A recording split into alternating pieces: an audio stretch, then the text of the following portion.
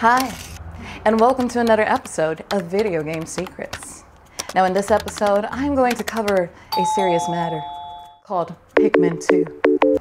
And the problem is encoded on the title screen. Let's begin, shall we?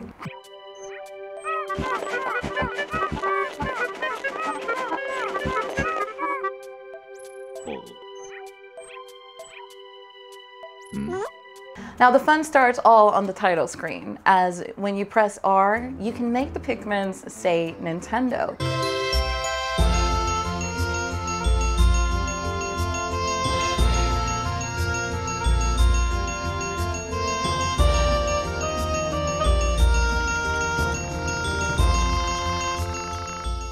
And to revert everything back to normal, except for any eaten Pikmin, simply press L to revert it. While pressing X to make a Bulbert walk in, control it with a C stick, and eat with Z. And of course, let us not forget that when you press Y, you can make a Flint Beetle appear and control it with your C stick. Now that's not all the fun, as there is one hidden Pikmin 1 theme song. Assemble 20 of each of the 5 colored Pikmin into a single group to hear them hum the Japanese Pikmin 1 theme song, Ainaru Strawberry Flower, which was a marketing material for Pikmin 1, which was super popular in Japan.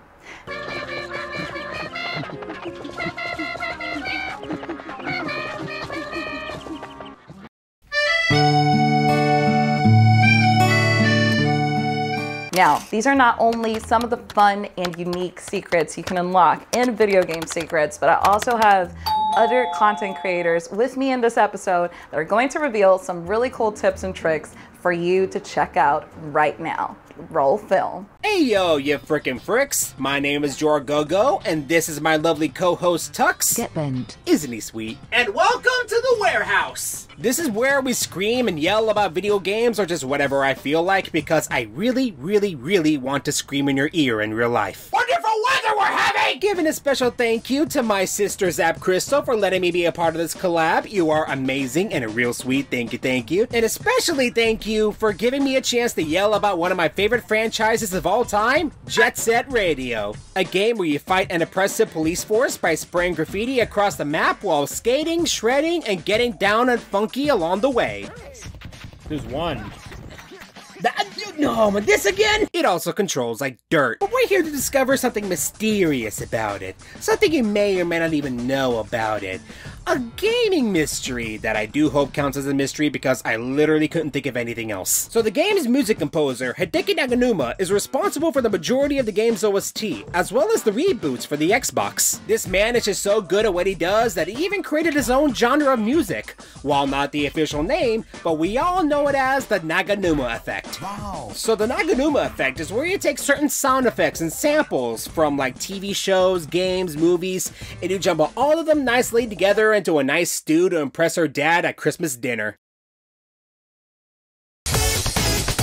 Just for a few examples, the main theme for Jet Set Radio, Let Mom Sleep, uses a small clip from Tony Hancock's half-hour radio show from the 1950s, aired on BBC Radio over in the UK, more specifically in the episode The Radio Ham. Yes? Would you stop playing with that radio of yours? I'm trying to get to sleep. Could you stop playing with that radio of yours? I'm trying to get to sleep. And my absolute favorite track from Naganuma, Like It, Like This, Like That from Jet Set Radio Future, uses 3 known samples, like using a clip from Mickey Dread's comic strip. Michael, you make me feel so good. Make me feel so good. Using a voice clip from Howard Johnson's So Fine. And even using a dialogue clip from the Looney Tunes of all places, from the episode Cattails for Two. What did you hit yourself on the head for, George? I like it, I like it. Like that. I like it, I like it. And that's just 2 song examples. I could be here all day if we were discussing the whole dang soundtrack. This man is even going about to make the same kind of funky tunes for titles like Warp Drive, Hover, Lethal League Blaze, and even once again being in charge of a whole dang soundtrack for the upcoming Bomb Rush Cyberpunk. So this man is more busy than you think. Like me, whose segment unfortunately is coming to a close. Thank you so much ZapCristal for letting me be here, and once again, my name is Joragogo. Subscribe if you want. And I will catch y'all on the flip-flop. Now let's see who else has some nice video game mysteries to dish out. What's up, everybody? MC Murray here for ZapCristal, and it's time for another edition of Top Secret Tips, Tricks, and Tactics. I got one for you. We're talking about Wonder Boy in Monster Land. That's right, Sega's very own. Playable on the Sega Master System, or the arcade version is on just about any current gen console you can think of. One of my all-time favorites. Now, Wonder Boy in Monster Land is a game that really focuses on the acquisition of gear. By acquisition, I mean the purchases of. You've got to buy gear in the weapon and armor shops when you see it. The better stuff doesn't come available until you buy the stuff that's right in front of you. So you've got to make sure that you're buying the gear when you see it, which means you got to have the money when you see it. The gold. Acquisition of gold is paramount in this game if you're going to have the gear you need by the end of it and be able to finish the dadgum game. Now here's where the trick comes in. Some bosses you can fight twice in this game, and that's important because of all the money that they drop. Getting to fight a boss twice is obviously going to pay out better, and your first opportunity to do that is in the coastal town of Barabaro. Before you take on the Kraken, you're going to come up to a gap. There's water beneath you, moving blocks. Don't hit that water. You don't want to go down to that underwater part of the level too soon. No, jump the water, get in there, take care of the Kraken first. He'll drop the coins, he'll drop the exit key, get that stuff and get out, but then hit the water. Go through the underwater part of the level, come back out, his door will be refreshed. You can go back in there and fight the Kraken a second time. That's not the only time in the game that you can take advantage of this. The Blue Knight boss can also be fought twice on the island of Pororo. You gotta make sure that you go and beat him first, then go to the right of his castle, and then play the flute at the top of the mountain. Take care of that business, and when you come back out of that mess, his door will be refreshed. You can fight him again. Money bags, large heart, you get my drift. All that money, and it's so important to make sure that you have legendary everything before you get into the final castle to mix it up with the Mecha Dragon. Hey, thank you so much for letting me be a part of this fantastic presentation. Can't wait to see what everybody else comes up with. Thanks again, Zap, for having me. MC Mur, signing off. Now, before we move on with really cool tips, tricks, and secrets, do not forget to smash that like button and click the subscribe button while you're at it. But moving on, let's check out some of the secrets other content creators in this video have in store for us. Roll film.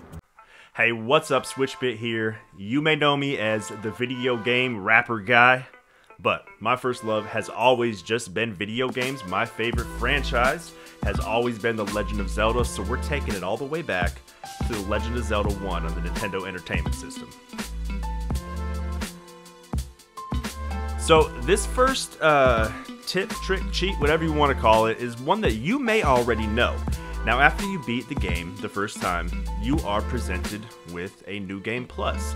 You can skip right to that New Game Plus with the different dungeon layouts, different enemies, all that kind of stuff by typing in the word Zelda as your name whenever you're creating the game.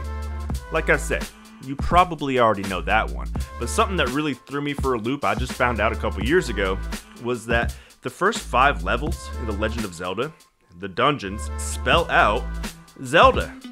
See, the dungeons aren't the same dungeons, the layouts are completely different, and if you take them, put them together, the maps spell out Zelda, which I thought was just a really super cool little tidbit, little thing they didn't have to do, the extra mile that Nintendo always seems to do. Very cool. The next thing you may not know about, because I didn't know about it for about 30 years. So you can save the game anywhere you want.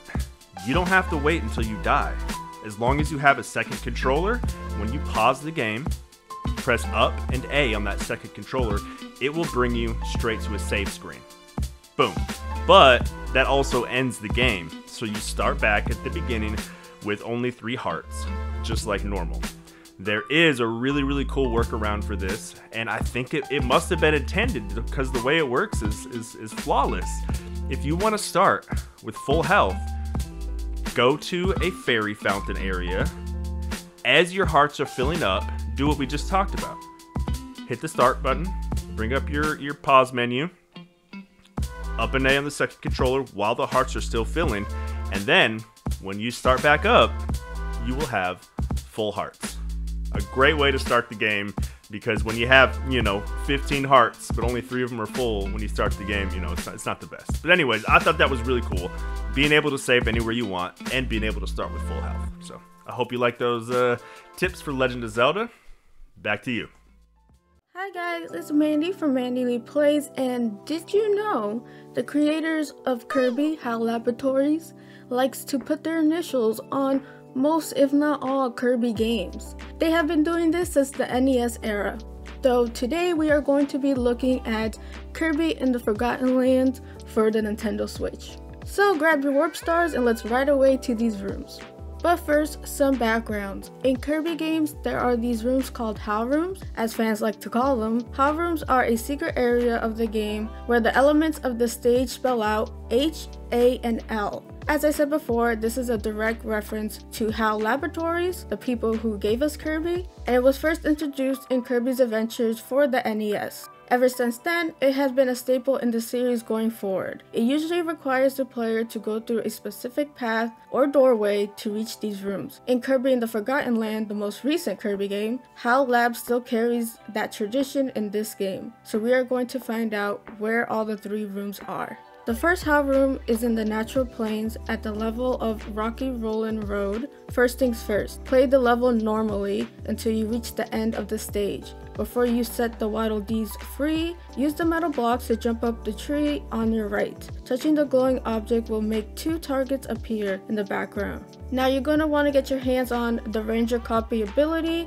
so you can shoot the targets. The resulting switch creates a block pathway into the distance, which Kirby will need to follow up to reach the HAL room. Now this room has a bunch of goodies. The Hammer, Ice, Tornado, and Needle Copy abilities could be found here, and a bunch of star coins. So the second HAL room is located in the Wanderia Remains on the level the Wanderia Dream Parade. Now this room is a bit tricky to find, but first you're going to want to have Kirby in car mode and to start the race, but not with the intention of getting first place. Instead, you're trying to get the optimal time, which is 86 seconds. Doing so will make a platform rise from the hole in the track with the HAL letters formed by bushes and star coins.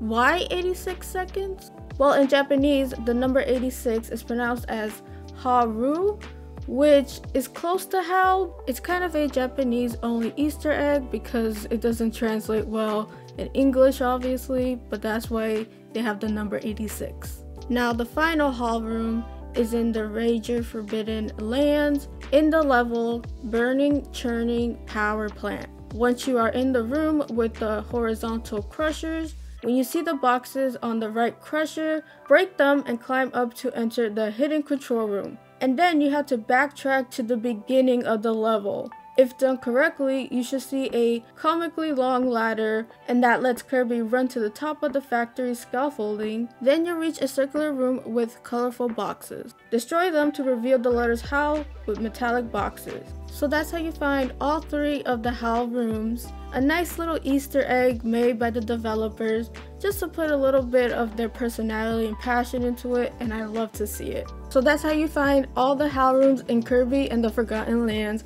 I would like to give a huge thank you to ZapCristal for having me on. You guys better hit that like button for my homegirl over here. She is putting in the work. So with all that being said, play a good game. Peace, peace. Hey everybody, what's up? It's your boy TJ, and we are here with a video game secret. And of course, the guy who named his channel Master Sword Music is going to talk about a Zelda game. Big surprise.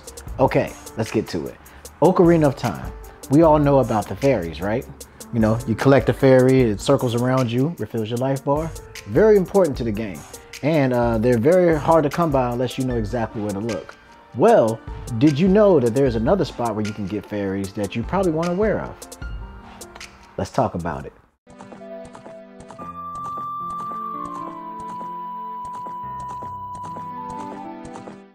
Okay, you got the Song of Storms, right? One of the best songs in the game. You know, Song of yeah, you know what I'm talking about. All right, you got the Song of Storms. You got the Master Sword.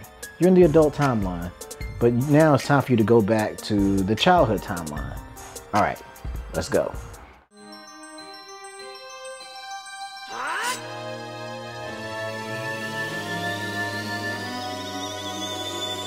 The first thing you need to do is you need to go to the entrance of Zora's domain.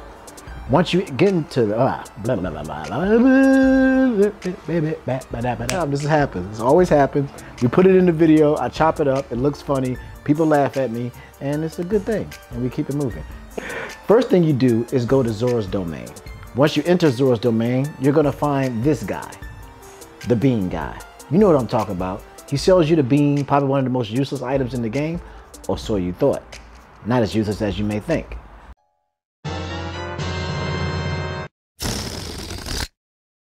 So, once you have the beans, buy quite a few of them, and go to any of the spots where you can plant them at. As you know, they look kind of like this. So, once you've done that, you planted your bean, then I want you to go ahead and play the Song of Storms. Once you've played the Song of Storms and you've planted your bean, guess what happens? You get a very unique cutscene that happens. And guess what happens once that cutscene is over?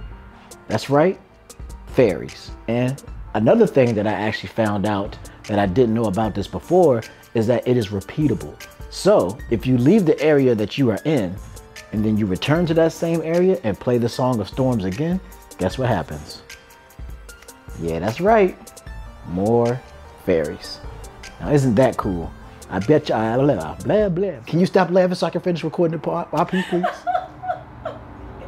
This is how I record. See, this is how my videos turn out. I'm always making mistakes, and I got mistake counters popping up on this. Oh, and one more thing. It also happens at the Sheikah Stones, where if you play the Song of Storms, you get a fairy, but you only get one fairy when you do that. That's why I like the bean method better, because you get more fairies for that.